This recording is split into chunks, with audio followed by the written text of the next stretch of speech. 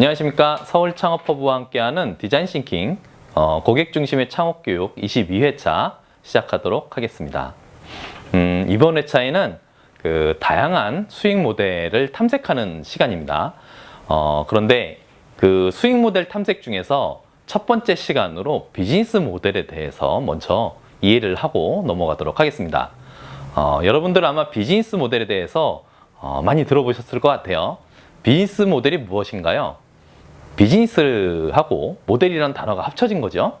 비즈니스라고 하면은 우리가 사업이라고 알고 있을 테고, 모델이라고 하면은 언뜻 떠오르는 것은 뭐 건축 모델이라든가 아니면은 뭐 이렇게 피팅하는 피팅 모델도 될 수 있고요. 그러니까 패션 쪽에 일하는 모델이 되겠죠.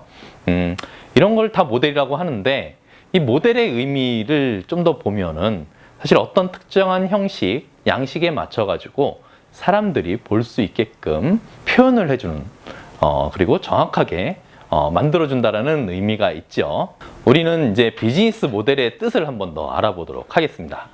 비즈니스 모델이라는 거는 그 뜻을 보면 사실 그 많은 학자들이 비즈니스 모델에 대해서 여러 가지 정의를 내놓고 있는데, 그것들을 정리해 보면 기업이 고객을 위한 가치를 어떻게 창조해 전달하고 어떤 방법으로 수익을 획득할 것인가 에 대한 전반적인 방향과 방법이라는 뜻이 됩니다.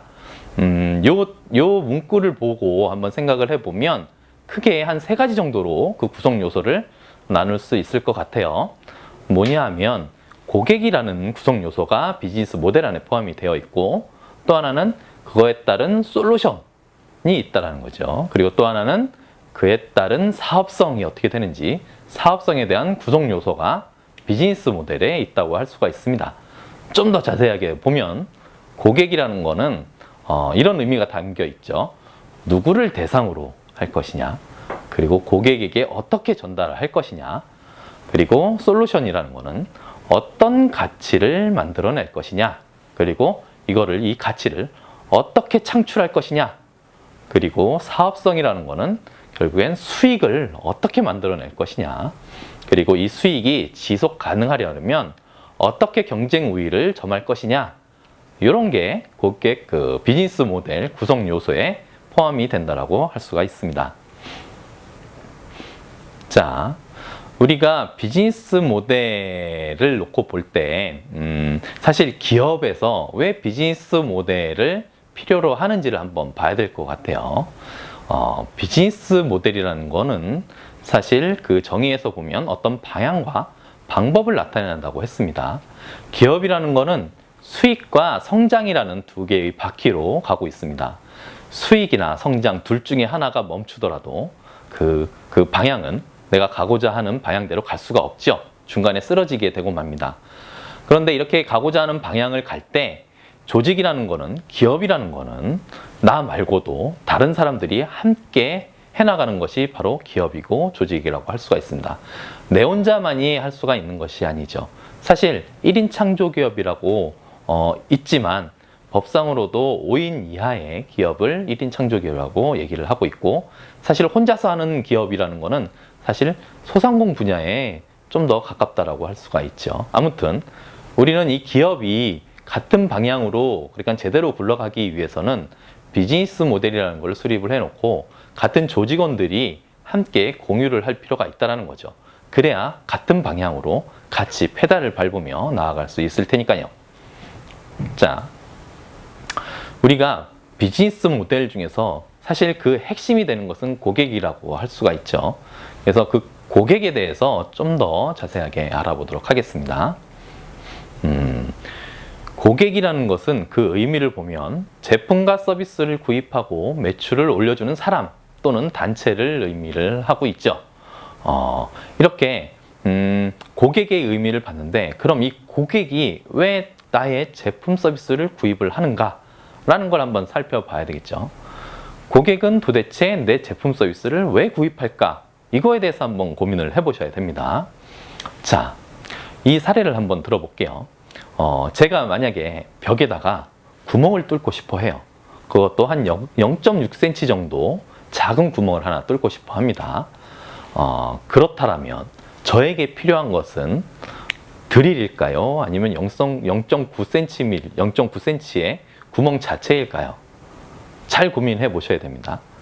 제가 원하는 것, 결국엔 제가 무언가 풀고자 하는 문제, 과제는 0.6cm짜리 구멍이라는 거죠. 드릴 자체가 내가 원하는 과제는 아니다라는 겁니다. 우리가 이것을 다시 말하면 제품 서비스를 드릴에 비유할 수가 있고, 그 제품 서비스를 가지고 제가 풀고자 하는 무언가는, 어떤 과제는 0.6cm짜리 구멍이라고 할 수가 있겠죠. 자, 이렇게 의미를 보면 제품 서비스는 고객이 가지고 있는 과제를 해결할 어떤 수단이자 도구라고 할 수가 있습니다. 여기서 과제라는 거는 고객이 원하는 원츠가 될 수도 있고요. 필요로 하는 니즈도 될 수가 있습니다. 또는 풀고자 하는 어떤 문제를 통틀어서 다 과제라고 할 수가 있겠죠. 결국엔 제품 서비스의 개념은 고객 입장에서 보면 내가 갖고 있는 과제를 풀기 위한 하나의 수단, 도구다 라고 얘기할 수가 있다는 겁니다. 자, 이런 관점에서 보면 고객이 얻고자 하는 결과는 결국엔 제품 서비스를 구매한 이후에 발생이 된다고 할 수가 있죠. 제품 서비스는 내가 갖고 있는 문제를 풀기 위해 필요한 도구다 보니 이 문제를 푸는 것 자체를 통해서 이 문제가 풀어짐으로 해서 나에겐 어떤 가치가 생기는 거죠. 제품 서비스를 구매하는 것 자체가 나의 가치가 아닌, 그걸 가지고 푸는 것이 나의 가치라는 거죠. 이렇게 보면 고객이 해결해야 될 어떤 과제가 확장될 수가 있습니다. 무슨 얘기냐 하면 제가 0.6cm짜리 구멍을 뚫는 과정에서 생기는 모든 문제점, 그 문제점들을 풀기 위한 나의 어떤 과제가 다 고객 입장에서는 하나의 어떤 해결해야 될 문제라고 볼 수가 있다는 거죠. 구멍을 뚫는데 발생하는 먼지라든가 소음, 그리고 그 작업이 끝나고 나서 정리해야 될 이 모든 것들이 고객이 갖고 있는 과제가 된다는 겁니다. 결국엔 드릴만으로는 해결이 될 수 없는 과제일 수가 있죠. 자, 또 이렇게도 생각을 해볼 수가 있습니다. 고객이 가지고 있는 과제를 해결할 어떤 수단과 도구는 많다라고 볼 수가 있죠. 무슨 얘기냐 하면 고객은 제품 서비스를 수단과 도구로 여기기 때문에 그 문제를 풀기 위한 방법은, 그런 수단과 도구는 다양할 수가 있다는 겁니다. 이렇게 되면 고객의 입장에서 어떤 경쟁 제품은 넓어질 수가 있습니다. 개념 자체가 같은 제품이 아닌 문제를 해결할 어떤 도구 개념으로 확장이 될 수가 있다는 거죠. 예를 한번 들어보겠습니다. 저 같은 경우는 지금 아들하고 딸이 있습니다. 둘 다 초등학생입니다. 근데 주말에 어딘가를 얘네들을 데리고 가고 싶어요. 시간을 보내야 돼요.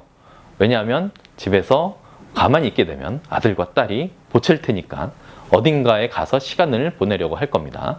그렇다면 제가 갈 수 있는 어떤 선택지는 극장이 될 수도 있고요. 아니면 아이들과 함께 놀 수 있는 어떤 놀이방이라든가 놀이시설들이 있는 어떤 유원지 같은 데가 될 수도 있겠죠. 놀이동산 같은 거죠. 이렇게 내가 풀고자 하는 과제에 따라서 그 제품 서비스는 산업 분야에서 보면 다르지만 나에게는 하나의 선택지, 하나의 경쟁 제품이라고 볼 수가 있다는 겁니다. 이렇게 경쟁자도 어떻게 보면 고객 입장에서 고객이 풀고자 하는 문제가 무엇인지를 봐야 된다는 겁니다. 자, 이상으로 첫 번째 시간은 비즈니스 모델에 대해서 좀 알아봤고, 고객이 어떻게 제품 서비스를 바라보는지 그에 대한 관점을 한번 들여다봤습니다. 22회차 이렇게 마치도록 하겠습니다. 감사합니다.